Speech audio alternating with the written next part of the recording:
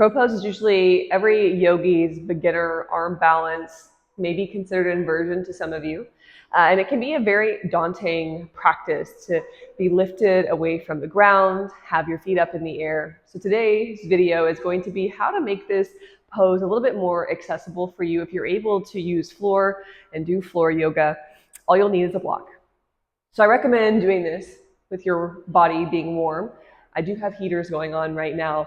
That helps me physically warm my body, but also energetically. So moving maybe through some sun salutations and breath work before you begin this class. Making sure our hands and feet are warm. I like to begin in a toe squat. So toes tucked under, heels towards your hips. If this is a little bit too much, you can always lift up or press into tabletop. As our feet are warming up, we're also going to warm up our hands. Start with just a slight press of your fingertips back towards your elbow, with your elbow hugged in towards your ribs. And a few deep breaths. And then alternating this on each side. And just like any powerful pose that we do, we have these warm-up postures to get there. And crow pose is the same way. A lot of it is being comfortable with shifting your weight and being comfortable lifting away from the ground. So hopefully by now we feel a little more warm in our wrists and feet. We can pat it out. Of course, if you need to warm up a little bit more, I encourage you to do so. And so block is handy for your head, so that way we don't have to worry about falling forward into the posture. And just like anything, yoga-wise, we want our hands to be super active and strong in the mat. It's very hard to do something active with hands close together or even a little cup up of our hands into the mat. So to begin with this really strong press about shoulder width distance apart. And I like to begin this in this somewhat of a butterfly squat. So as I turn, my knees are open and my feet are close together. That is encouraged to stay throughout the rest of this practice. So keeping your feet together, we want to engage knees and inner thigh. So it's this squeeze and wrap in that happens with our body as we go into crow pose, kind of like a cat pose rounding.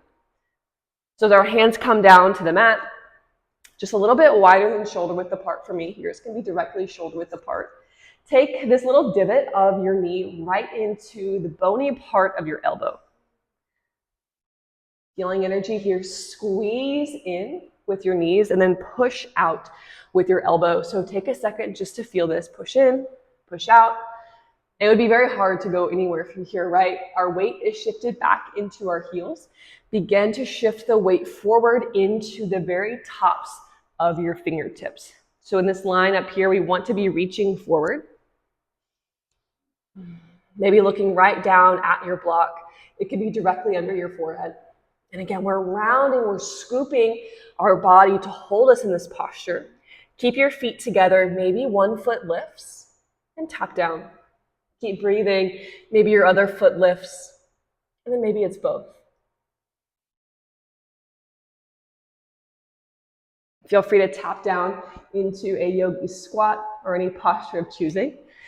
And if you get there and you're like, oh, I'm still not getting it, I'm still not taking the lift up, if you have a foam block, it will be very difficult to do with a cork block. You can take the block in between your feet. Keep the squeeze in. Hands stay the same. Pressing out with your elbows. Pivot so you can see.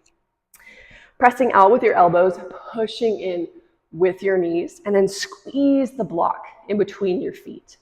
Gaze is always forward for this because when we lean forward, the energy is back into fingertips. And then maybe you take your block up with you.